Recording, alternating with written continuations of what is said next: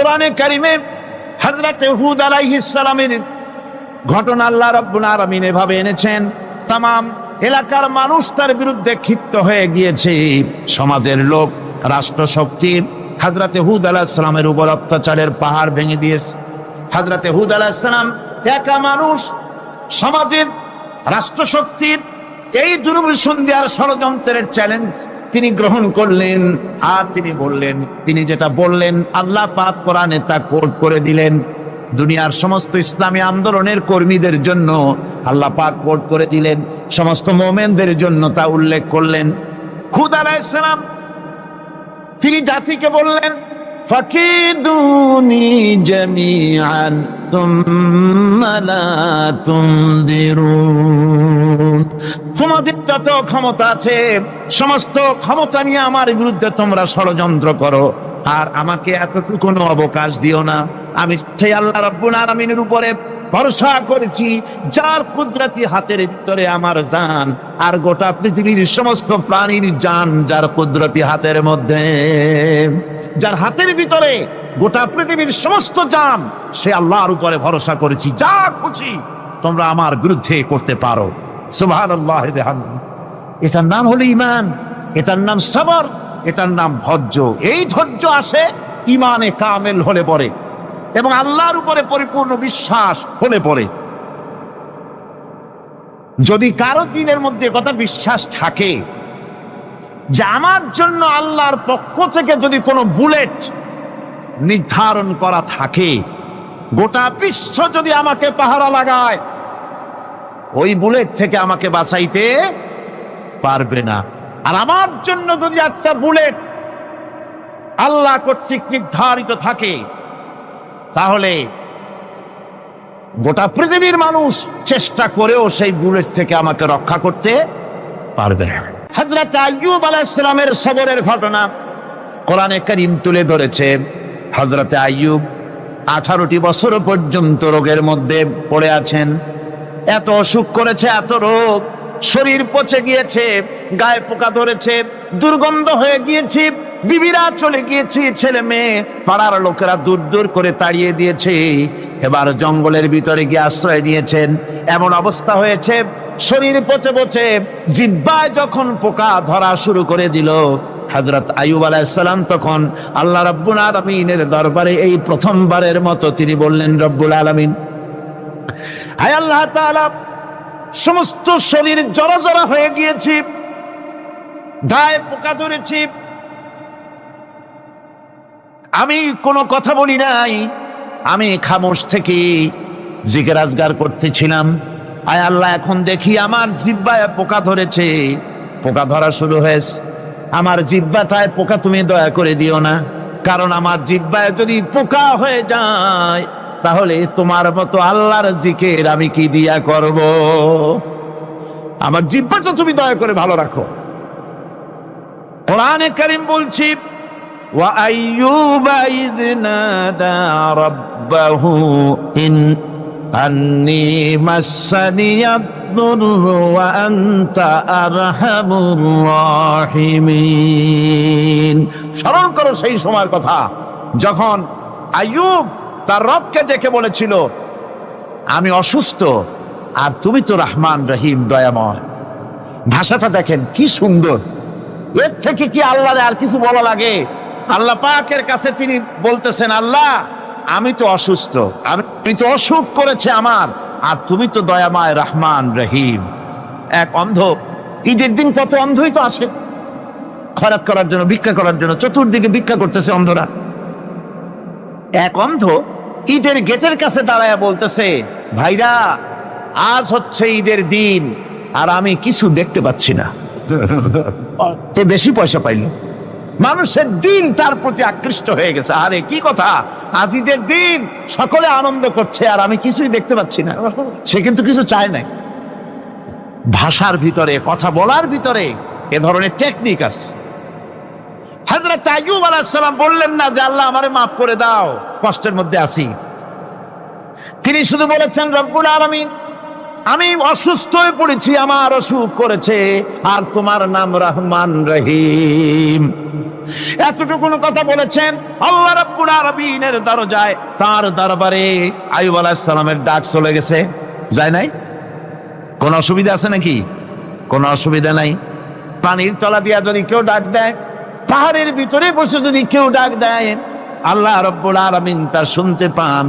ইউনূস আলাইহিস সালাম মাছের পেটে বসে চিৎকার মেরেছিলেন, লা ইলাহা ইল্লা আনতা সুবহানাকা ইন্নী কুনতু মিনাজ জালিমিন।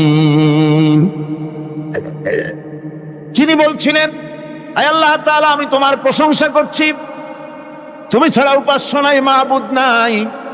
আমি তোমার পবিত্রতা ঘোষণা করছি, আমি তো জালিমদের অন্তর্ভুক্ত হয়ে গেছি। বাস এতটুকুন কথাই বলেছেন। আল্লাহ পাক বলছেন, ইউনূসের ডাক তো কেউ শোনে নাই, পানির মধ্যে কেউ শোনে নাই, জমিনের কেউ শোনে নাই, মহাশূন্যের কেউ শোনে নাই, কিন্তু মাছের পেটের ভেতরে থেকে গভীর অতল দরিয়ার তলদেশ থেকে মাছের পেটের ভিতরে বসে আমার ইউনূস যে ডাক দিল, ওই ডাক আমি আরশের মালিক আমি শুনতে পেয়েছি। আর সঙ্গে সঙ্গে জবাব দিয়েছি, ফাস্তাজাবনা লাহু ওয়া নাজ্জাইনাহু মিনাল গাম্মি ওয়া কাযালিকা নুজিল মুমিনিন। ডাকের সাড়া দিলাম, বিপদ দিয়া বাঁচায় দিলাম। শুধু ইউনূসের না, আল্লাহ পাক এ জায়গায় আবার ওয়াদা করলেন, দুনিয়ার যত মুমিন বান্দা আছে তারা যদি কখনো বিপদে পড়ে যায় আর আমারে যদি ডাকে, আমি এইরকম করে বিপদ থেকে বাঁচায়া দেব। আইয়ুব আলাইহিস সালাম যখন আল্লাহ রাব্বুল আলামিনের কাছে ফরিয়াদ করলেন, আল্লাহ পাক তখন বলছেন, কোরআনে কারীম বলছে, ফাস্তাজাবনা লাহু فكشفنا ما به من ضر وآتيناه أهله ومثلهم معهم رحمة من عندنا وذكرى للعابدين। আমি আইয়ুবের দোয়া কবুল করে নিলাম। শুধু তার পরিবার বর্গই দিলাম না, বরং আরো কিছু নিয়ামত আমি তাকে দান করে দিলাম। এবং তাই জন্য, যেহেতু তারা ছিল আমার অনুগত বান্দা, আমার বাধ্যগত, আমি এই জন্য রহম করেছি, সমস্ত রোগ শোক আমি মাফ করে দিয়েছি। আমাদের সামান্য একটু জ্বর হয়, যদি 2-3 দিন জ্বর হয়েছে, জ্বর ছাড়ে না, বলে যে এত ভালো ভালো কাজ করি তারপর আমার এত জ্বর হওয়া লাগে, অমুকরা এত পাপ করে, তা তো কিছুই হয় না। খালি আল্লাহ আমার এই চোখে দেখলো, আমার বউর অসুখ, আমার অজুমুড়ি ছাড়ি না। ভাইরা, আপনি ঠিক পান না যে কি গুনাহ আপনি করেন। কোরআনে কারীম বলছি,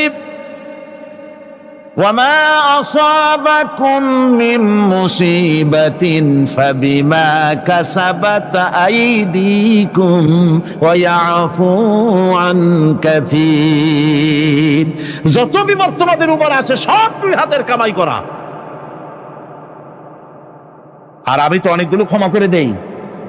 তোমরা যত পাপ করো, আকাম করো, সবগুলির শাস্তি যদি দুনিয়ায় দিতাম, শ্বাস করার সময় পেতে না। অসুখ হলেই অধৈর্য হয়ে যেও না, ধৈর্য ধরো। আল্লাহ পাক বলেন, শুধু আইয়ুব নয়, ওয়া ইসমাঈল ওয়া ইদরিস ওয়া যাল কিফলি কুল্লুম মিনাস সাবিরিন। এইভাবে করে ইসমাঈল, ইদ্রিস, জুলকিফল সবাই ছিল ধৈর্যশীল। জোরে বলেন সুবহানাল্লাহ।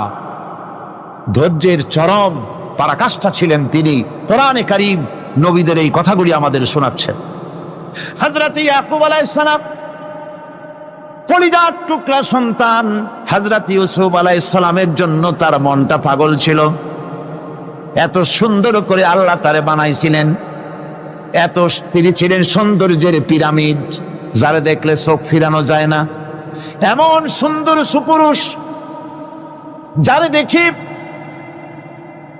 সেই যুগের সুন্দরী যুবতী মেয়েরা রূপের মোহে পড়ে নিজেদের আঙ্গুলগুলি কেটে ফেলে দিয়েছিল।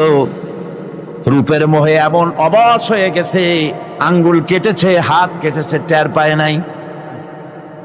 আবার ভুল বুঝবেন না, দুনিয়ার সেরা সুন্দর পুরুষ ইউসুফ আলাইহিস সালাম তা কিন্তু রাসূলের চাইতে বেশি নয়। হযরত উম্মুল মুমিনিন আয়েশা রাদিয়াল্লাহু তাআলা আনহা তিনি বলেছেন, যেই সব সুন্দরী রমণীরা ইউসুফ আলাইহিস সালামকে দেখে রূপের মোহে পড়ে নিজেদের আঙ্গুলগুলো কেটে ফেলেছিল, ওরা যদি আমার হাবিবকে দেখতো, ওরা যদি আল্লাহ রাসূলকে দেখতো, তাহলে হাত কাটতে কাটতে কোন ফাঁকে দিয়ে কলিজা কেটে ফেলে দিত, ওরা টের পেত না। আবার বন্ধুগণ, হযরত আইয়ুব আলাইহিস সালাম সন্তানের মায়া, অন্যান্য ভাইরা হিংসায় পড়ে গেল, তারা নিয়ে তাকে কুয়ায় ফেলে দিল।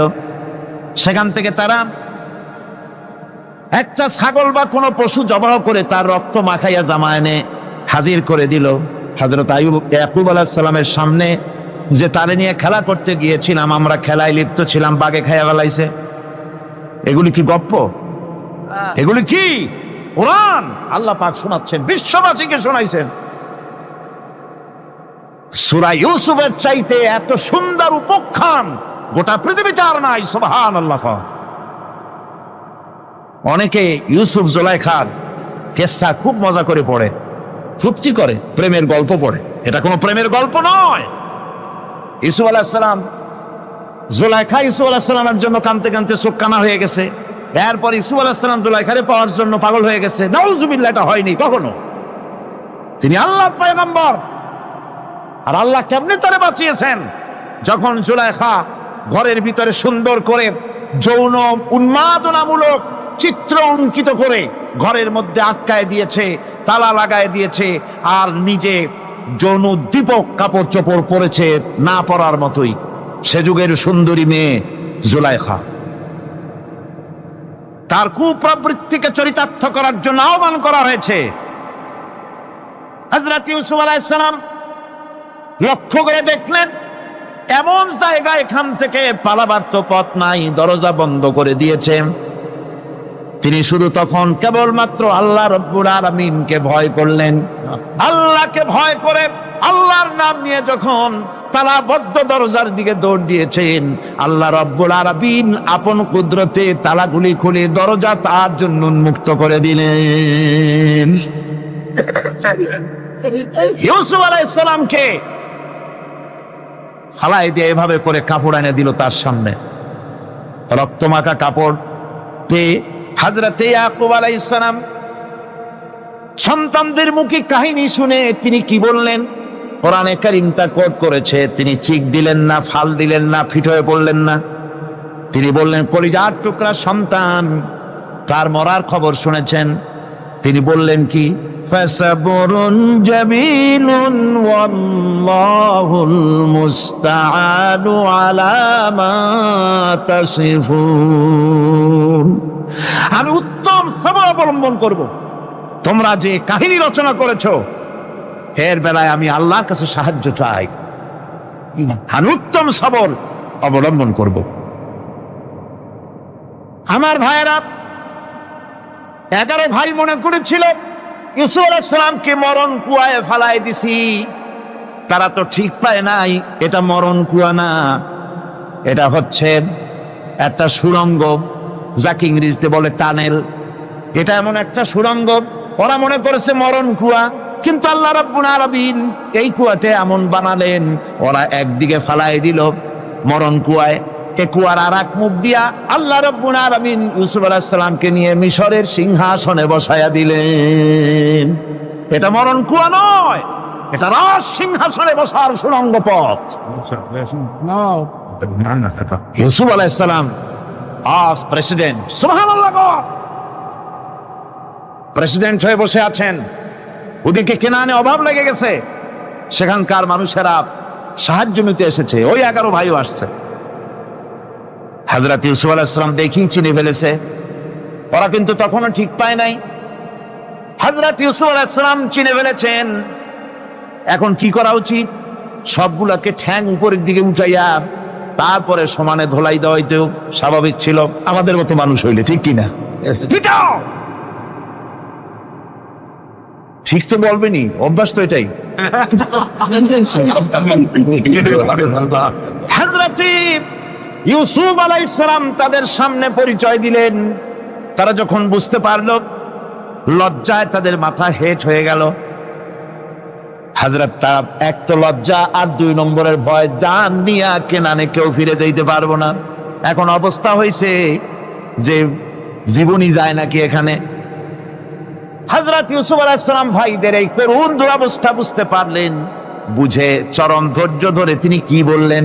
তিনি বললেন, লা তাসরিবা আলাইকুমুল ইয়াউম। ও ভাইরা, তোমাদের বিরুদ্ধে আমার কোনো পাপ নাই, দুঃখ নাই, বিদ্বেষ নাই, হিংসা নাই, আল্লাহর রাস্তে মাফ করে দিলাম। আল্লাহু আকবার, সুবহানাল্লাহ। এর নাম পয়গম্বর। এর নাম কি? পয়গম্বর। কিসের লেনিন, কিসের মার্কস? জওয়ানেরা, ভুল পথে মানুষ চলেছিল। আলহামদুলিল্লাহ, আল্লাহ এগুলারে ডাস্টবিনে ভালাই দিছে। কারণ আলহামদুলিল্লাহ, আলহামদুলিল্লাহ। পয়গম্বর কারে বলে? কারে বলে পয়গম্বর? কি চরিত্র! রাসূল করিম সাল্লাল্লাহু আলাইহি ওয়াসাল্লাম তাকে একজন সাহাবী বলছিলেন, হুজুর বলছেন এই কামটা করলা না কেন? সাহাবী বললেন, হুজুর আপনি যদি চোখের ইশারায় বলতেন মুখ দিয়ে না কইয়া, তাও তো আমি কামটা করে ফেলতাম, আমি তো বুঝি নাই। হুজুর বললেন, চোখের ঠারে ঠরে কাজ করা নবুয়তের শান নয়। আল ওয়াদুহু ওয়াস সারাহা, নবীরা যা করেন তা ডাইরেক্ট, কোনো বক্রতা নাই, স্পষ্ট কথা। আমার ভাইরা, হযরত ইউসুফ আলাইহিস সালাম বিনিয়ামিনকে কাছে নিয়ে পরিচয় দিলেন তার ভাইদের সামনে।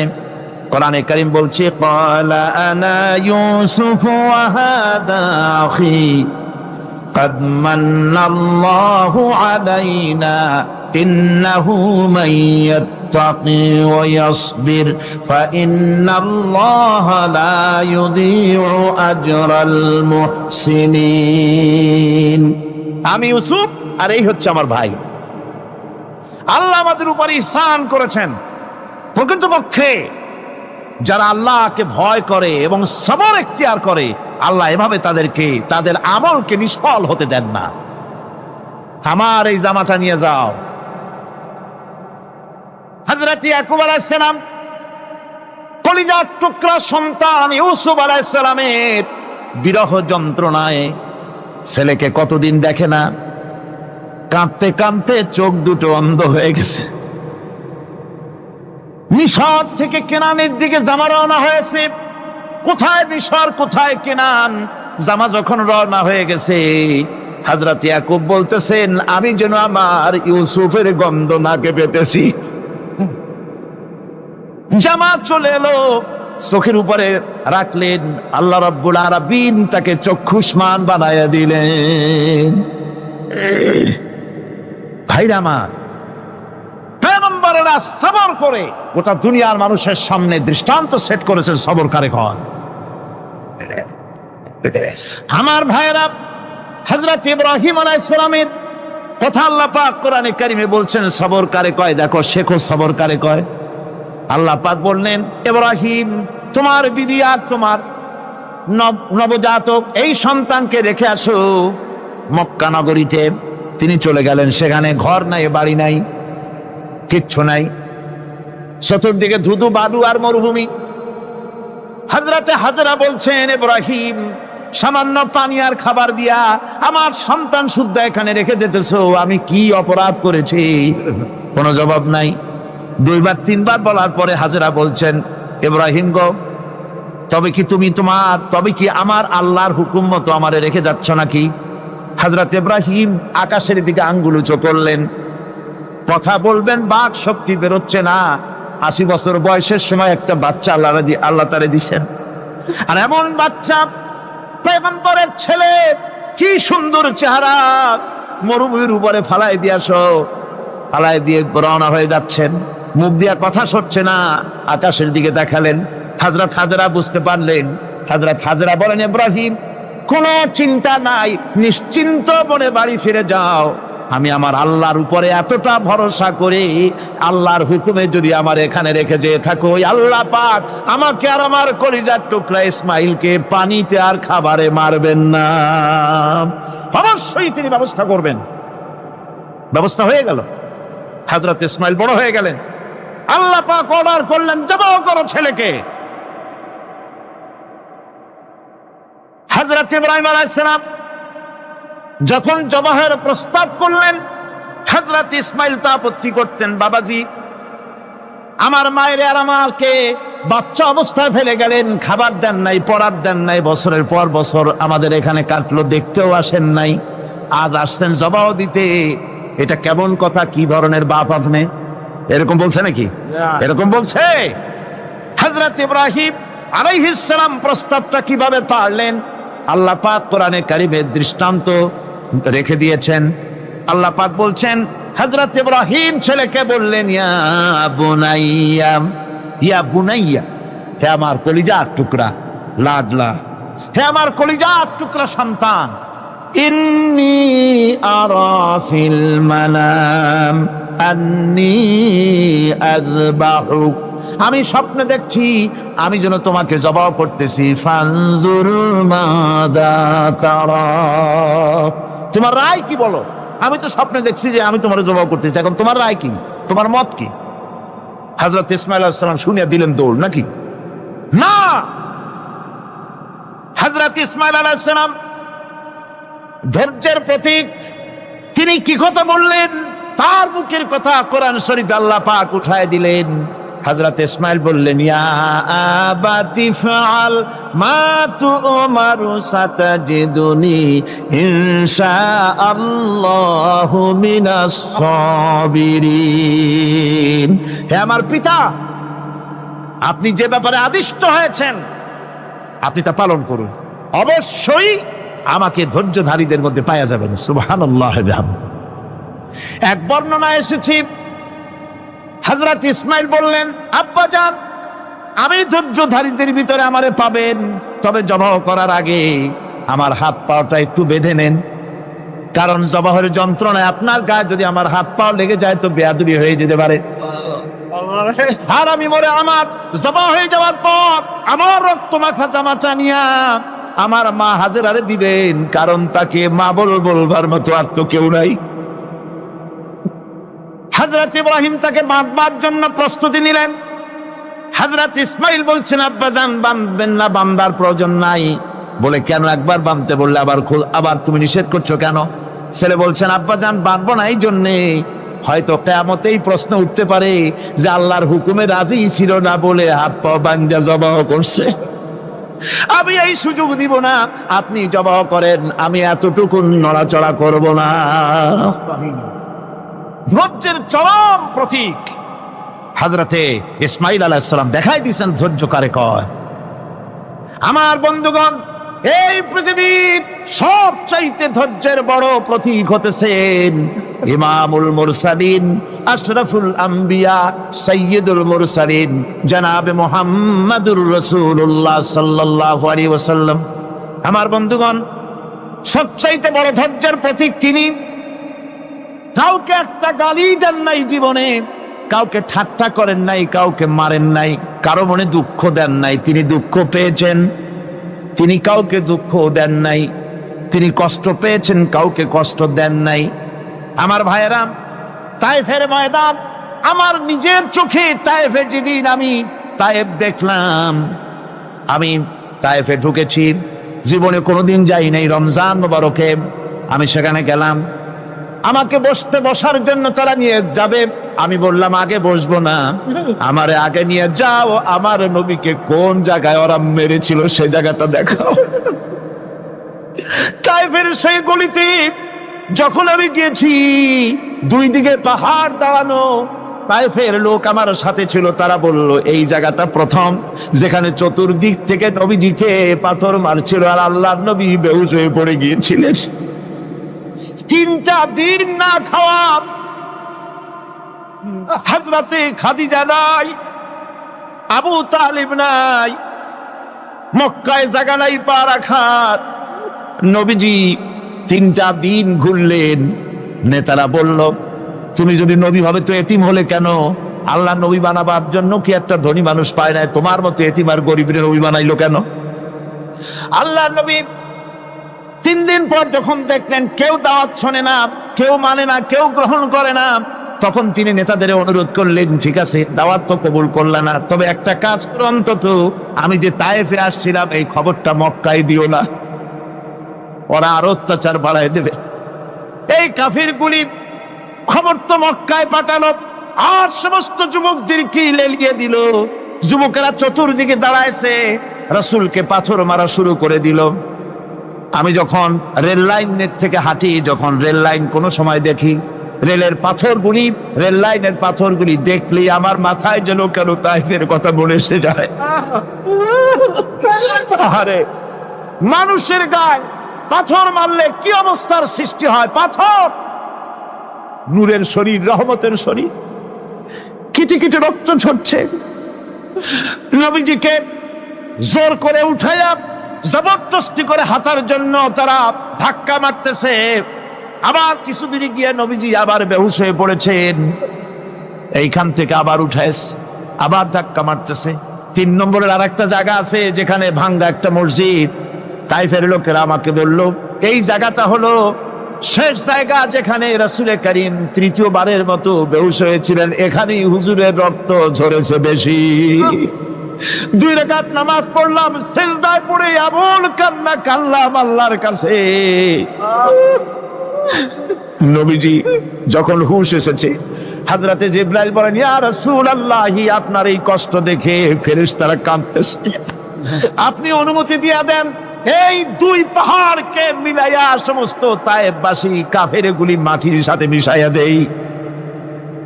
নবীজি বললেন, জিবরাইল, আমি যদি হুকুম করি আর আমার হুকুম মতো যদি এই কাম করো, একটা কাফেরও যদি না বাঁচে তাহলে কার মুখে পৌঁছাবো লা ইলাহা ইল্লাল্লাহু মুহাম্মাদুর রাসূলুল্লাহ। আমার ভাইরা, হুজুর সাল্লাল্লাহু আলাইহি ওয়াসাল্লাম উঠে বসলেন। এমন সময় হযরতে যায়েদ শরীরের রক্তগুলি মুছে দিতেছেন। হুজুর সাল্লাল্লাহু আলাইহি ওয়াসাল্লাম বসে 2খানা হাত উত্তোলন করলেন। নবীজির চোখ থেকে পানি গড়ায় পড়তেছে। আরে কেউ নাই, আল্লাহ ছাড়া কেউ নাই সাহায্য করার। নবীজি হাত তুলে মোনাজাত করতেছেন, চোখ দিয়া পানি পড়ে দাড়ি ভিজে পড়তেছে, গায়ে দিয়া রক্ত ঝরতেছে। নবীজি কি দোয়াটা করলেন? বদদোয়া করলেন না, গজব দিতে বললেন না। নবীজি দোয়া করলেন, রব্বুল আলামিন, এই তায়েফের লোকেরা আজকে আমার সাথে যে ব্যবহারটা করেছে, ওরা বোঝে নাই যে আমি তোমার নবী, ওরা বোঝে নাই যে আমি তোমার রাসূল, না বুঝে আমার উপরে যে অত্যাচারটা করলো, আল্লাহ তুমি এই জন্য রাগ করে এই তায়েফে তুমি গজব দিও না। আল্লাহ পাক পরবর্তী সময় হুজুরকে স্মরণ করাই দিলেন, ওয়া মা আরসালনাকা ইল্লা রাহমাতাল লিল আলামিন। ও নবী, আপনি হচ্ছেন আমার সমস্ত সৃষ্টি জগতের জন্য, আপনি আমার রহমত, আমার গোটা বিশ্বের জন্য আপনার, আমার সৃষ্টি জগতের জন্য আপনি আমার করুণা। একটা লোক রাসূলের এই কষ্ট দেখে বাগান থেকে 1 গ্লাস আঙ্গুরের শরবত এনে হাজির করেছে। এত কষ্টের পর 3 দিনের না খাওয়া আঙ্গুরের একটা শরবত পাইয়া হুজুর খুব খুশি হলেন। শরবত গ্লাস পান করে হুজুর বলছেন, তোমার নাম না আত্তাস? তিনি বলছেন, হ্যাঁ হুজুর, আমার নাম আত্তাস। তোমার বাড়ি না ইউনূস আলাইহিস সালামের গ্রামে? বলে, হ্যাঁ আমার বাড়ি সেই গ্রামে। তা আপনি কি করে জানলেন আমার নাম আত্তাস আর আমার বাড়ি ইউনূস আলাইহিস সালামের গ্রামে? আপনি জানলেন কি করে? হুজুর বললেন, আমি নবী, হযরত ইউনূস নবী, একজন নবীর খবর আর একজন নবীর কাছে থাকে। রাসূল করিম সাল্লাল্লাহু আলাইহি ওয়াসাল্লাম সবর ইখতিয়ার করেছিলেন, ধৈর্য অবলম্বন করেছিলেন, আর আল্লাহ পাক তাকে নির্দেশ করেছেন, সবর করো। ওয়াত্তাবি' মা ইউহা ইলাইকা ওয়াসবির হাত্তা ইয়াহকুম আল্লাহ। তুমি কেবল সেই জিনিসের অনুসরণ করো যা আমি তোমার প্রতি অবতীর্ণ করেছি। আমি আপনার উপরে যেটা অবতীর্ণ করেছি ওটার অনুসরণ করুন, আর সবর ইখতিয়ার করুন যতক্ষণ না আল্লাহর পক্ষ থেকে চূড়ান্ত ফয়সালা না আসে। ধৈর্য ধরুন, ধৈর্য ধরুন। আমার ভাইরা, কাফেরদের নির্যাতনের মোকাবেলায় আল্লাহ পাক তার হাবিবকে সান্ত্বনা দিয়েছেন। যখন কাফেররা নির্যাতন করতেছে, হারে হযরতে বেলাল নির্যাতিত, হযরতে সুমাইয়া নির্যাতিতা, হযরতে খাব্বাব, হযরতে হুবায়ব, হযরতে আম্মার রিদওয়ানুল্লাহি তাআলা আলাইহিম আজমাইন, এত মার হতেছে। হযরতে ওমর হযরতে খাব্বাব রাদিয়াল্লাহু তাআলা আনহুকে খোলা গায়ে দেখে বলছিলেন, খাব্বাব রে, তোমার পিঠে এত গর্ত কেন? এত গর্তওয়ালা পিঠ তো আমি মানুষের দেখি নাই, এত চিকুন কোমরওয়ালা মানুষও তো দেখি নাই। তিনি বলেছেন, ওমর তুমি কি ভুলে গেছো? ইসলাম কবুল করার অপরাধী কাফির বেঈমানেরা আগুন জ্বালায়া আংটা আগুনের উপরে আমাকে চিৎ করে শোয়াছে, আমি যেন নড়াচড়া করতে না পারি সেজন্য আমার বুকের উপরে পাথর চাপা দিয়ে রেখেছিল। গায়ের চর্বি আর রক্ত গলে গলে পড়ে আগুন নিবেছে, আর আগুন গোশত পুড়ে যে পিঠের মধ্যে প্রবেশ করেছিল আজও পর্যন্ত পিঠের সেই গর্ত সেরে যায় নাই। এভাবে অত্যাচার হচ্ছিল সাহাবীদের উপর। আল্লাহ রাব্বুল আলামিন তার হাবিবকে সান্ত্বনা দিলেন, ওয়াসবির ওয়া মা সাবরুকা ইল্লা বিল্লাহি ওয়া লা তাহজান আলাইহিম ওয়া লা তাকু ফি যায়কিম মিম্মা ইয়ামকুরুন। হে রাসূল, সবরের সাথে কাজ করতে থাকুন। আপনার এই সবরের তৌফিক তো আল্লাহই দিয়েছেন, আর ওদের সমস্ত ষড়যন্ত্র, ওদের অপকৌশলে আপনি দুঃখিত হবেন না, চিন্তা করবেন না, ভারাক্রান্ত হবেন না, আপনি নিশ্চিত থাকুন। ওয়াসবির লিহুকমি রাব্বিকা ফাইন্নাকা বিআয়ুনিনা। হে নবী, আপনার রবের চূড়ান্ত ফয়সালা আসা পর্যন্ত ধৈর্য ধারণ করুন, আপনি তো আমার চোখের সামনে। সুবহানাল্লাহ, সুবহানাল্লাহ, গড আপনি আমার চোখের সামনে, কে আপনাকে কি করবে আমি দেখবো না? সুবহানাল্লাহ। মন্ত্রী যদি, এই সলিমুদ্দিন মার্কা মন্ত্রী যত আছে, এই মন্ত্রীরা যদি ব্যথাতে ভয় কিসে? আমি তোকে দেখছি না? সাহসটা কেমন বাড়ে, কেমন বাড়ে সাহস। আরে কোনো মন্ত্রী ছাতা মাতা না, কোন প্রেসিডেন্ট রাজা বাদশা না, আকাশ আর জমিনের মালিক আমার আল্লাহ রাব্বুল আলামিন বলছেন, হাবিব কোন চিন্তা নাই, আপনি আমার চোখের সামনে। ওরা চায় আপনাকে দুনিয়া থেকে মিটাই দিতে, আর আমি চাই ওয়ারাফানা লাকা যিকরাক, আপনার প্রশংসা তো হবে গোটা বিশ্ব জুড়ে, সর্বত্র ছড়িয়ে যাবে আপনার নাম। সুবহানাল্লাহ বিহামদিহি। আল্লাহ পাক অন্যত্র বলেছেন, ওয়ালাকাদ কুযযিবাত রুসুলুম মিন ক্বাবলিকা ফাসাবারু আলা মা কুযযিবু ওয়া উযু হাত্তা আতাহুম নাসরুনা। হে মুহাম্মদ সাল্লাল্লাহু আলাইহি ওয়াসাল্লাম, আপনার পূর্বে অসংখ্য নবী রাসূল এই পৃথিবীতে আসছে এবং জুলুম আর নির্যাতনের শিকার তারা হয়েছেন, অবশেষে তাদের প্রতি আল্লাহর সাহায্য এসেছে। সুতরাং আপনাকেও ধৈর্য ধারণ করতে হবে, ধৈর্য ছাড়া কোনো পথ নাই, ধৈর্য আপনাকে ধারণ করতেই হবে। আর এই ধৈর্য ধারণ করলে পরে আল্লাহর চূড়ান্ত ফয়সালা আসবে, তখন আল্লাহ পাক মেহেরবানি করবে। আমার ভাইরা, এই ধৈর্য পৃথিবীর সমস্ত পয়গম্বররা ধৈর্য অবলম্বন করেছেন, কখনো অধৈর্য হন নাই। দিন কায়েমের সংগ্রামে নবী রাসূলগণ দারুণ ভাবে সবর ইখতিয়ার করেছেন। বৃদ্ধবাদীদের সকল রকমের নির্যাতন, অপকৌশল, ষড়যন্ত্র, এই সব কিছু মোকাবেলা করেছেন ধৈর্যের নীতি অবলম্বন করি। কখনো ধৈর্যচ্যুতি তাদের মধ্যে ঘটেনি, বরং আল্লাহ রাব্বুল আলামিন তাদের প্রতি সন্তুষ্ট হয়েছেন। যারা এই ধৈর্য ধরেছে তাদের উপরে সন্তুষ্ট হয়ে আল্লাহ রাব্বুল আলামিন বলেছেন, ওয়া কাআইয়্যিম মিন নাবিয়্যিন কাতালা মাআহু রিব্বিয়ুনা কাসীর। এর আগে অনেক নবী এসেছিলেন যাদের সাথে বহু আল্লাহওয়ালা লোক লড়াই করেছেন। فما وهنوا لما أصابهم في سبيل الله وما ضعفوا وما استكانوا। আল্লাহর পথে তাদের উপর যত বিপদ এসেছিল তারা হতাশ হয়ে পড়েন নাই, দুর্বলতা দেখাননি, বাতিলের সামনে মাথাও নত করেন।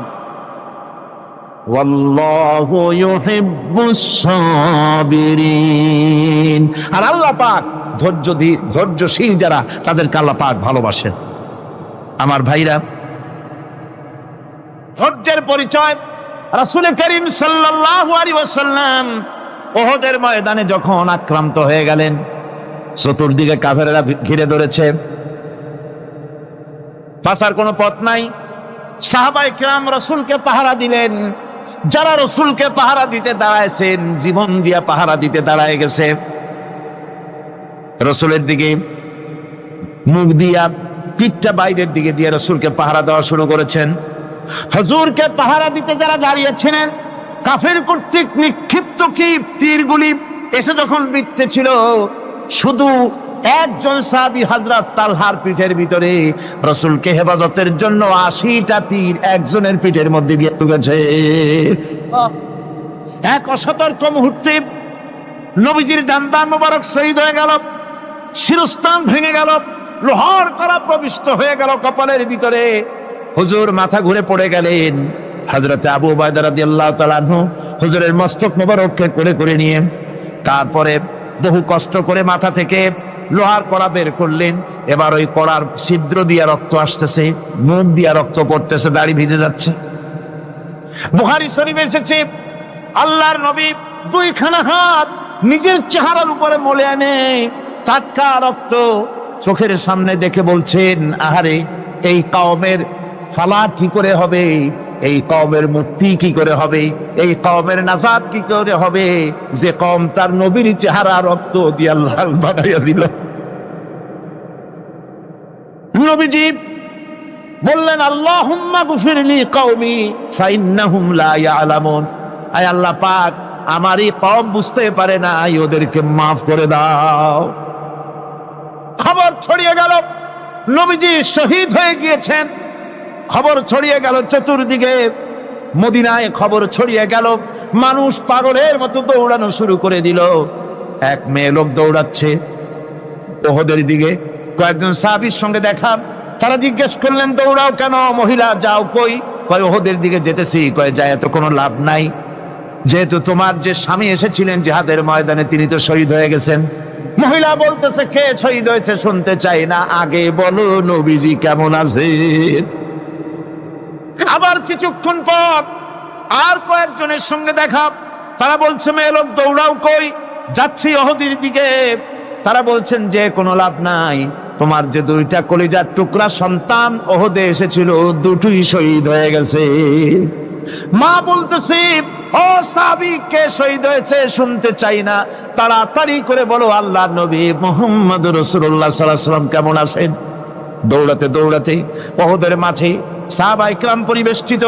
আল্লাহর নবীর কাছে গিয়ে হুজুরের জীবিত চেহারা মোবারকের দিকে তাকায়া মেয়ে লোকটি কাঁদতেছে আর বলতেছে, ইয়া রাসূলুল্লাহ, আমার স্বামী মরা শোক, আমার কলিজার টুকরা দুইটা সন্তান মরা শোক আমার কলিজা থেকে মুছে গেছে, আপনি বেঁচে আছেন, তামাম মুসলমানদের চাইতে বড় সান্ত্বনার রায়। ভাইরা আমার, রাসূল করিম সাল্লাল্লাহু আলাইহি ওয়াসাল্লাম এভাবে করে ধৈর্যের পরিচয় দিয়েছেন। গালাগালি দেন নাই, রাগ করেন নাই, বদদোয়া করেন নাই। সুবহানাল্লাহ কোন, সুবহানাল্লাহ। ভাইরা আমার, এই সবর এমন মহান বৈশিষ্ট্য এর মধ্যে রয়েছে। জিহাদের ময়দানে যদি লোক কম হয় আর যদি তাদের মধ্যে সবর থাকে, বেশি সংখ্যক লোকের উপরে আল্লাহ পাক সবরকারীদেরকে বিজয়ী করে দিবেন। কোরআনে কারীমে রব্বুল আলামিন বলেন, কাম মিন ফিয়াতিন কালিলাতিন গালাবাত ফিআতান কাসীরাতাম বিইذনিল্লাহ ওয়াল্লাহু মা'আস সাবিরিন। এমন ঘটনার বহু নজির আছে যে কম সংখ্যক লোকেদের উপরে আল্লাহ পাক, বেশি সংখ্যক লোকেদের উপর আল্লাহ পাক কম সংখ্যক লোকদেরকে জয়ী করে দিয়েছেন। আল্লাহু মা'আস সাবিরিন, আর আল্লাহ আছে ধৈর্যশালীদের সাথে। আল্লাহ আছে কাদের সাথে?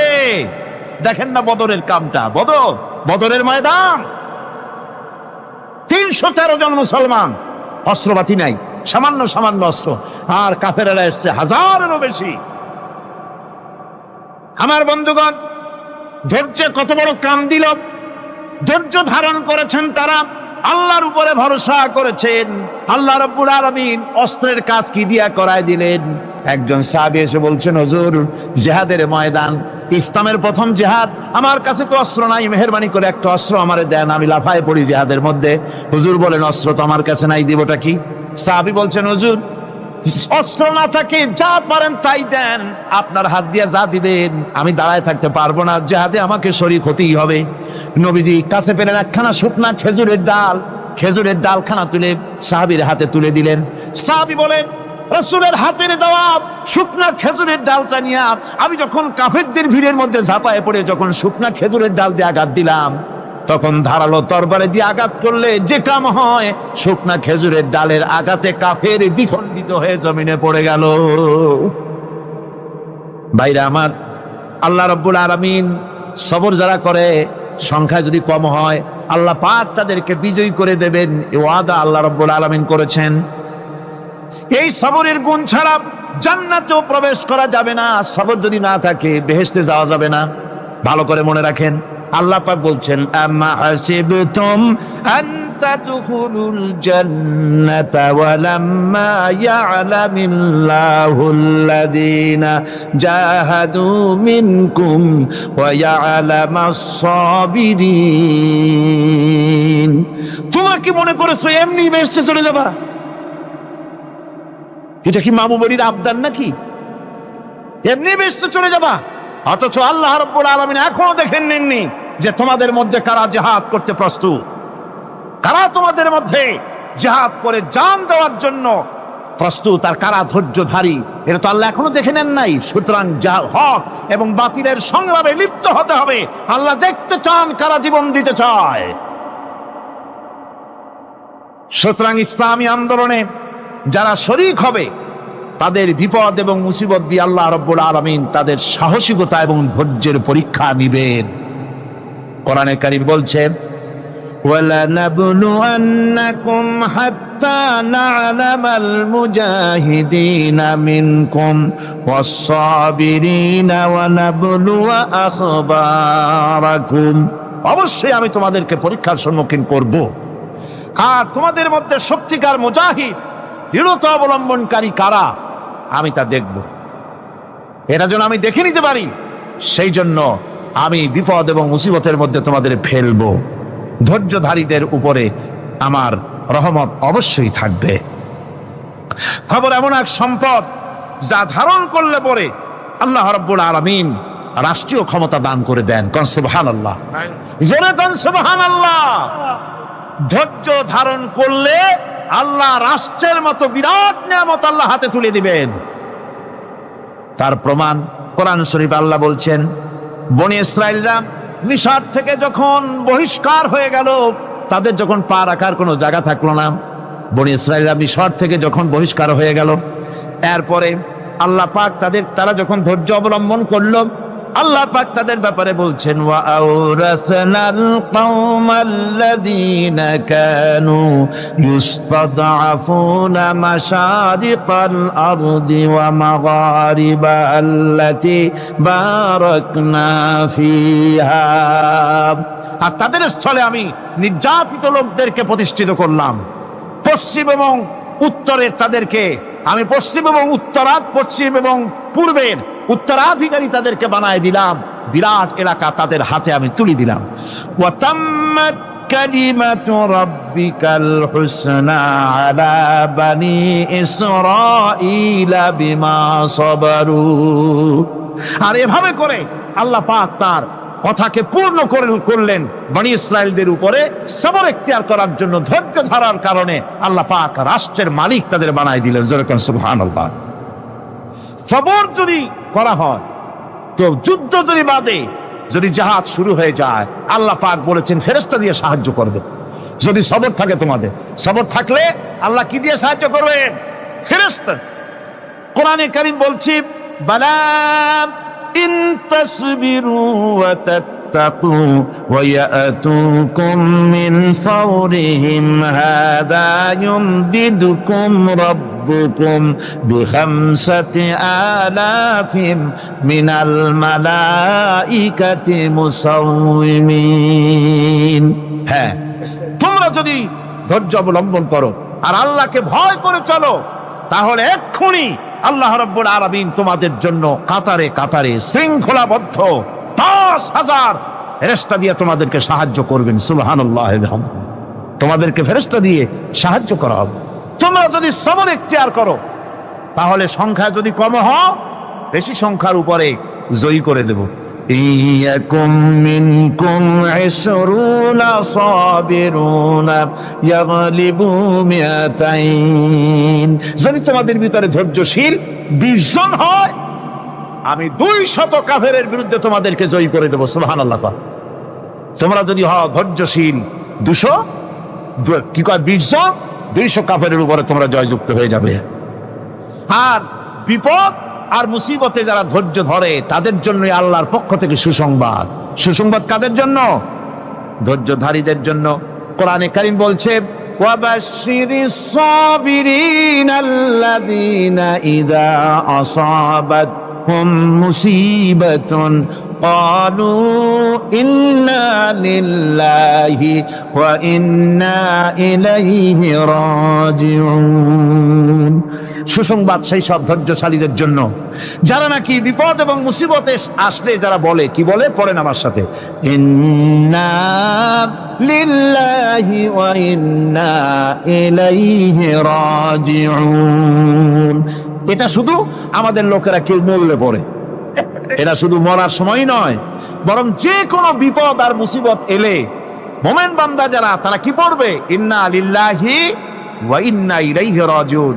নিশ্চয়ই নিশ্চয়ই আমরা আল্লাহর জন্য এবং আমাদের সকলকেই আল্লাহর কাছে ফিরে যেতে হবে, প্রত্যাবর্তিত হতে হবে। সবরকারীদের জন্য রয়েছে জান্নাতের সুউচ্চ সম্মানের জায়গা। জান্নাতে সবচেয়ে সম্মানজনক জায়গা আল্লাহ রাব্বুল আলামিন ধৈর্যশালীদেরকে দান করবেন। কোরআনে কারীম বলছে, উলাইকা ইউজসাউনাল গুরফাতা বিমা সাবারু ওয়া ইউলাক্কাউনা ফিহা তাহিয়াতাও ওয়া সালামা। এরা হলো সেই সব লোক যাদেরকে প্রদান করা হবে বেহেশতের সুউচ্চ মঞ্জিল, কারণ তারা সবর ইখতিয়ার করেছিল, তারা সবর করছিল, এই জন্য বেহেশতের সবচাইতে ভালো জায়গা তাদের দেওয়া হবে। কোন আলহামদুলিল্লাহ, জোরে কোন আলহামদুলিল্লাহ। এবং জান্নাতে সবরকারীদেরকে সম্বর্ধনা দেওয়া হবে, সম্বর্ধনা দেওয়া হবে। খালিদিনা ফিহা হাসনাত মুস্তাকাররান ওয়া মুকামা। চিরদিন তারা জান্নাতের ভেতরে বসবাস করবে এবং কতই না সুন্দর, কতই না উত্তম জায়গা সবরকারীদের জন্য আল্লাহ বেহেশতের মধ্যে রেখে যাবেন। জান্নাতে প্রবেশ করার সাথে সাথে চতুর্দিক থেকে ফেরেশতারা ছুটে আসবে সবরকারীদের জন্য। ওয়াল মালাইকাতু ইয়াদখুলুনা আলাইহিম মিন কুল্লি বাব। চতুর্দিক থেকে ফেরেশতারা তাদেরকে ইস্তেকবাল করবে, কি বলবে? সালামুন আলাইকুম বিমা সাবারতুম ফানি'মা উকবাদ-দার। তোমাদের প্রতি শান্তি বর্ষিত হোক, কারণ তোমরা পৃথিবীতে সবর অবলম্বন করেছিল। কতই না উত্তম জায়গা, কতই না সুন্দর জায়গা আল্লাহ রাব্বুল আলামিন সবরের বিনিময় তোমাদেরকে দান করেছেন। সুতরাং এই সবর হচ্ছে মুসলমানদের জন্য সবচেয়ে বড় নিয়ামত। আজ আমার তো মনে হয় পৃথিবীতে মুসলমানরাই সবচেয়ে বেসবর। ট্রেনে যাবে, বসা নিয়ে বেসবর, টিকিট নিয়ে বেসবর, বাসের মধ্যে বেসবর, বাজারে যাবে বেসবর, স্কুলে যাবে বেসবর, যেখানে যান সব জায়গায় আমরা বেশি অধৈর্য, ঠিক কিনা কর? সামান্য সামান্য জিনিস নিয়ে ঝগড়া করা, মারামারি করা, এই হচ্ছে আমাদের ট্র্যাডিশন। ধৈর্য অবলম্বন করতে হবে জীবনের সকল ক্ষেত্রে, এই ধৈর্য আমাদেরকে রক্ষা করতে হবে। এই ধরনের ধৈর্য যদি আমরা অবলম্বন করতে পারি, তাহলে আল্লাহ পাক বলছে, উলাইকাল্লাযীনা সাদাকু ওয়া উলাইকা হুমুল মুত্তাকুন। এরাই হলো ইমানের দাবিতে সত্যবাদী, কন আলহামদুলিল্লাহ। কারা কারা? না না, শুধু সবরকারী না। এই যে 10টা পয়েন্ট বলা হলো, কয়টা পয়েন্ট বলা হয়েছে? 10টি পয়েন্ট। সেই 10টি পয়েন্ট যারা পালন করবে এরা হলো ইমানের দাবিতে সত্যবাদী, আর এরাই হচ্ছে প্রকৃতপক্ষের মুত্তাকি। আমরা মুত্তাকি বুঝি দাঁতে ছাতা, দাড়ি টাড়ি আশ্রয় না, জাব্বা জুব্বা গায়ে দিয়ে কোনো জায়গায় পড়ে থাকে, হ্যাঁ এটা বড় মুত্তাকি, খুব পরেজগার। সালার চট্টর যদি পরে তাহলে তো আরো বড় পরেজগার। জি, আর যদি কাপড় চোপড় মোটেও না থাকে তাহলে তো খাজা বাবা হয়ে গেল। জি, নাউযুবিল্লাহি মিন যালিক। আর আল্লাহ বলছে মুত্তাকি কারে কয় শোনো, এরে কয় মুত্তাকি যাদের মধ্যে এই 10টা গুণ আছে।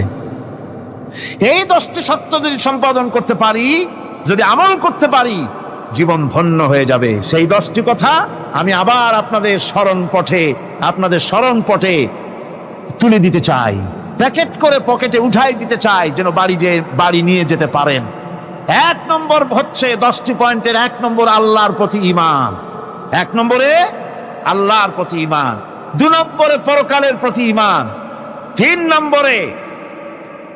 নম্বরে ফেরেশতাদের উপর ঈমান, 4 নম্বরে কিতাবের প্রতি ঈমান, 5 নম্বরে নবীদের প্রতি ঈমান, 6 নম্বরে সহায় সম্বলহীন নিকটবর্তী আত্মীয়, ইয়েতিম, মিসকিন, প্রবাসী, মুসাফির, সাহায্য প্রার্থী এদেরকে মুক্ত করার জন্য এদেরকে সাহায্য প্রদান করা, 7 নম্বরে নামাজ প্রতিষ্ঠা করা, 8 নম্বরে যাকাত আদায় করা, 9 নম্বরে ওয়াদা পালন করা, 10 নম্বরে সবর এখতিয়ার করা। কয়টা হলো?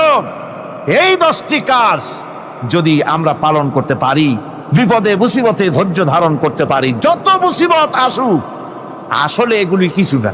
মুসিবত আল্লাহ টেস্ট করবেন, মুসিবত দিয়া আল্লাহ টেস্ট করেন। দেখা যায় যে ওদের শক্তি খুব বেশি, চোখে আপনি দেখতে পারেন, কিন্তু আল্লাহ বলছেন ইন্না কায়দাশ শায়তানে কানা দাঈফা। বাতিলরা হলো শয়তান, বাতিলরা কি? আর ওদের চক্রান্ত আসলেই দুর্বল।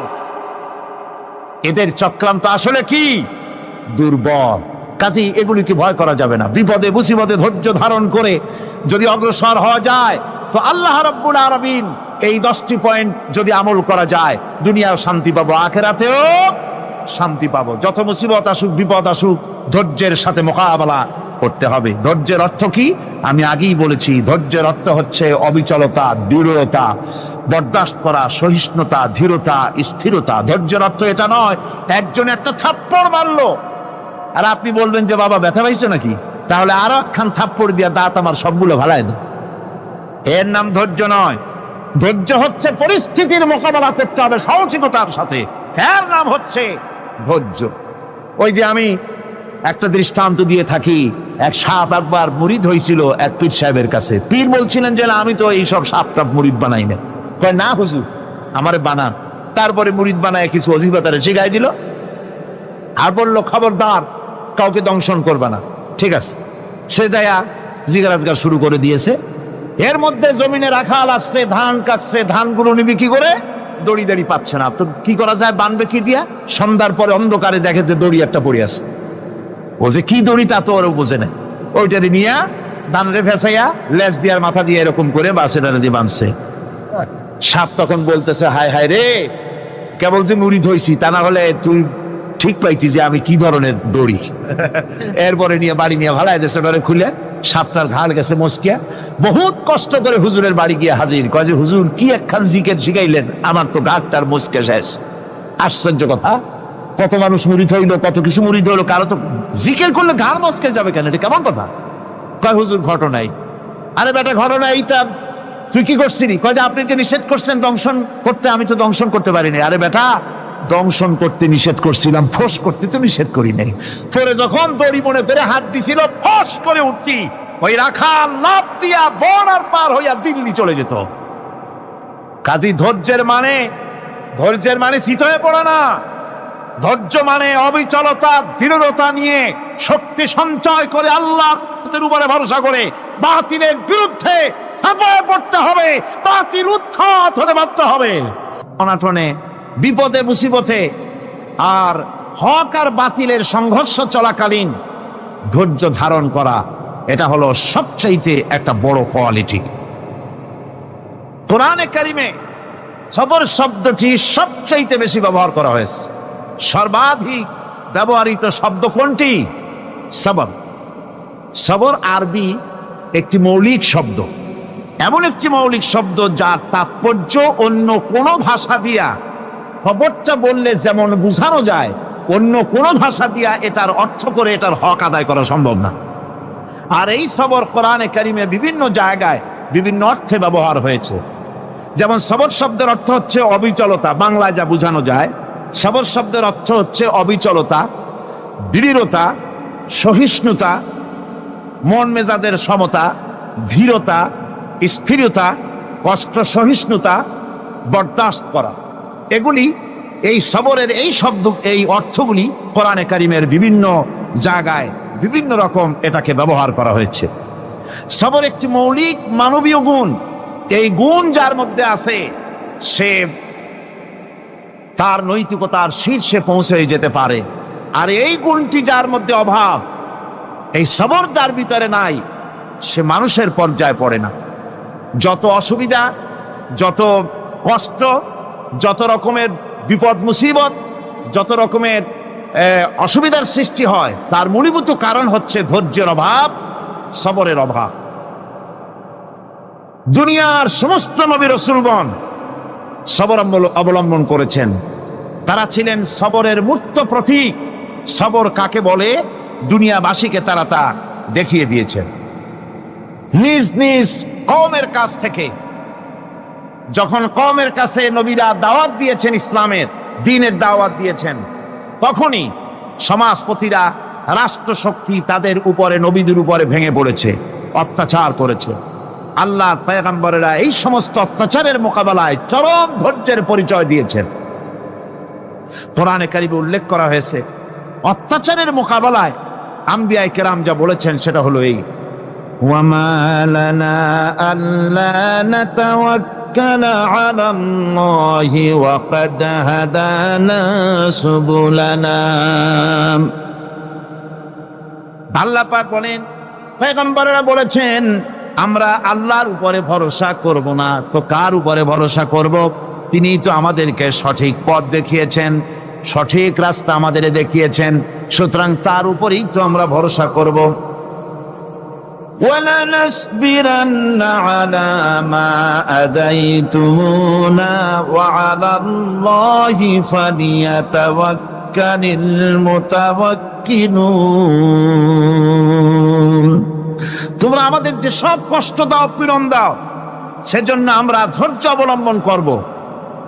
তোমরা আমাদেরকে কষ্ট দিচ্ছ, আমরা ধৈর্য অবলম্বন করব আর ভরসা করব কেবলমাত্র তার উপরে যে আল্লাহ রাব্বুল আলামিন আমাদেরকে নবী করে পাঠিয়েছেন। সেই ভরসা করতে হলে সেই আল্লাহর উপরেই তো ভরসা করা উচিত। আমরা সেই আল্লাহর উপরে ভরসা করে আছি। তোমাদের যত খুশি আমাদের বিরুদ্ধে ষড়যন্ত্র করো, আমাদেরকে অত্যাচার করো। কোরআনে কারিমে হযরত হুদ আলাইহিস সালামের ঘটনা আল্লাহ রাব্বুল আলামিন এভাবে এনেছেন, তামাম এলাকার মানুষ তার বিরুদ্ধে ক্ষিপ্ত হয়ে গিয়েছে। সমাজের লোক, রাষ্ট্রশক্তি হযরত হুদ আলাইহিস সালামের উপর অত্যাচারের পাহাড় ভেঙে দিয়েছে।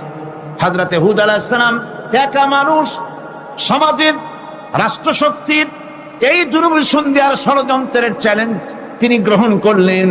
আর তিনি বললেন, তিনি যেটা বললেন আল্লাহ পাক কোরআনে তা কোট করে দিলেন। দুনিয়ার সমস্ত ইসলামী আন্দোলনের কর্মীদের জন্য আল্লাহ পাক কোট করে দিলেন, সমস্ত মুমিনদের জন্য তা উল্লেখ করলেন। হুদ আলাইহিস সালাম তিনি জাতিকে বললেন, ফাকিদুনি জামিআন তুম্মা লা তুনদিরুন। তোমাদের যত ক্ষমতা আছে সমস্ত ক্ষমতা নিয়ে আমার বিরুদ্ধে তোমরা ষড়যন্ত্র করো, আর আমাকে এতটুকু অবকাশ দিও না। আমি সেই আল্লাহ রাব্বুল আলামিনের উপরে ভরসা করেছি, যার কুদরতি হাতের ভিতরে আমার জান, আর গোটা পৃথিবীর সমস্ত প্রাণীর জান যার কুদরতি হাতের মধ্যে। যার হাতের ভিতরে গোটা পৃথিবীর সমস্ত জান, সে আল্লাহর উপরে ভরসা করেছি। যা খুশি তোমরা আমার বিরুদ্ধে করতে পারো।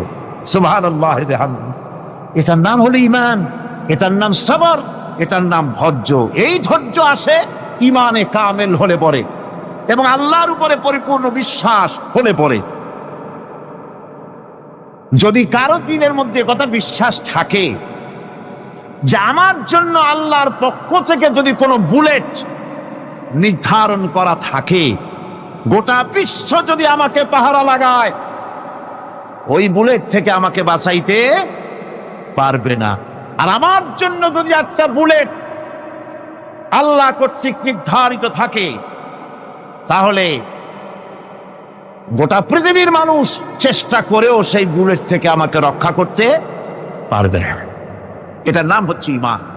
এই ঈমান যখন মানুষের মধ্যে সৃষ্টি হয়ে যায়, তখন সে বিপ্লবী শক্তিতে পরিণত হয়ে যায়। তার কাছে ভয় বলে কোনো জিনিস থাকে না, যেহেতু সে তো ভরসা করেছে এমন শক্তির কাছে যার চাইতে প্রচন্ড ক্ষমতা আকাশেও কারো নাই, জমিনেও। তিনি কে? জোরে চিল্লায় বলেন, তিনি কে? আমার বন্ধুগণ, রাসূল করিম সাল্লাল্লাহু আলাইহি ওয়াসাল্লাম হিজরতের রাতে সৌর পাহাড়ের গাড়ে সৌরের কাছে যখন চলে গেছেন, হজরে রক্ত হয়ে হয়ে আসতেছে। হযরতে আবু বকর রাদিয়াল্লাহু তাআলা আনহু বলছেন, হে আল্লাহর রাসূল, এখন আর অগ্রসর হওয়া ঠিক হবে না, বেলা উঠে গেলে ধরা পড়ে যাব। এখানে গুহা আছে, ভিতরে প্রবেশ করি। হযরতে আবু বকর রাসূলের সম্মতি পেয়ে হযরতে আবু বকর রাদিয়াল্লাহু তাআলা আনহু বলছেন, ইয়া রাসূলুল্লাহ, পাহাড়িয়া গুহা, সাপ বিচ্ছু থাকতে পারে, আমাকে অনুমতি দেন, আমি আগে ভিতরে ঢুকে সাফ করে আপনাকে ডাকি। ভিতরটা সাফ করে তিনি ডাকলেন। রাসূল করিম ভিতরে ঢুকে বলছেন, আবু বকর, পাহাড় বেয়ে বেয়ে বড্ড কষ্ট হয়েছে, একটু বসো, তোমার উরুর উপরে মাথা রেখে আমি একটু ঘুমাইয়া যাই। আল্লাহর নবী আরাম ফরমাচ্ছিলেন। সকালবেলায় কাফির বেঈমানেরা যখন আস্তে আস্তে করে গুহা মুখে পৌঁছে গেছে, পায়ের চিহ্ন এখানে শেষ, তাদের নিশ্চিত ধারণা এর ভিতরে নবীজি আছেন। বলছে, বেরিয়ে আসো। একজন বলে নাই, আর একজন বলে আছে। এভাবে তাদের মধ্যে দ্বিমত হয়ে গেল। হযরতে আবু বকর বলছেন, ইয়া রাসূলুল্লাহ, আমরা তো ধরা পড়ে গেছি, আমাদের তো আর উপায় নাই। এই গুহাটা এতই অগভীর, শুয়ে যদি হাঁটু উঁচু করা যায় উপর থেকে দেখা যায়, বসলে পরে মাথা দেখা যায়, ধরা তো পড়ে গেছি, উপায় নাই। আল্লাহর নবী তখন তার হাবিব, তার বন্ধুকে কি বললেন? বিশ্ববাসীর জন্য আল্লাহ পাক কোরআনে তা উঠায় দিলেন। নবীজি তার বন্ধুকে ডেকে বললেন, লা তাহজান ইন্নাল্লাহা মা'ানা। ও আমার সাথী, কোনো চিন্তা করো না, ভয় পেও না, শঙ্কিত হয়েও না। আমরা মাইনরিটি নই, আমরাই মেজরিটি, কারণ আল্লাহ রাব্বুল আলামিন আমাদের সাথে আছেন। সুবহানাল্লাহ। এই চিন্তা, এই ধারণা যদি মানুষের মনের মধ্যে থাকে, তাহলে কখনোই তার মন দুর্বল হবে না, ঈমান দুর্বল হবে না। রব্বানা যালামনা আনফুসানা ওয়া ইন লাম তাগফির লানা ওয়া তারহামনা লানাকুনান্না মিনাল খাসিরিন। রব্বানা লা তুযিগ কুলুবানা বা'দা ইয হাদাইতানা ওয়া হাব লানা মিন লাদুনকা রাহমাতান ইন্নাকা আনতাল ওয়াহ্হাব। আয় আল্লাহ তাআলা, এই বিশাল জনসমুদ্র নিয়ে তোমার দরবারে হাত তুলেছি পবিত্র মেরাজের রজনীতে। আয় আল্লাহ, তুমি দয়া করে মেহেরবানি করে আমাদের আলোচনা, দুরুদ সালামের সওয়াব আমাদের বিশ্ব নবী, তোমার প্রিয় হাবিব জনাবে মুহাম্মদ রাসূলুল্লাহ সাল্লাল্লাহু আলাইহি ওয়াসাল্লামের রূহ মুবারকে পৌঁছায়া দাও। সমগ্র বিশ্বের মাটির নিচে যত মুমিন মুমিনাত শুয়ে আছেন, তাদের আরো আর পরে সওয়াব পৌঁছায় দাও। আমাদের মা বাপ যাদের দুনিয়া থেকে বিদায় হয়ে গেল, আল্লাহ কবরগুলিকে জান্নাতের টুকরায় পরিণত করে দাও। রব্বির হামহুমা কামা রব্বায়ানি সগীরা। পড়েন সবাই, রব্বির হামহুমা কামা রব্বায়ানি সগীরা।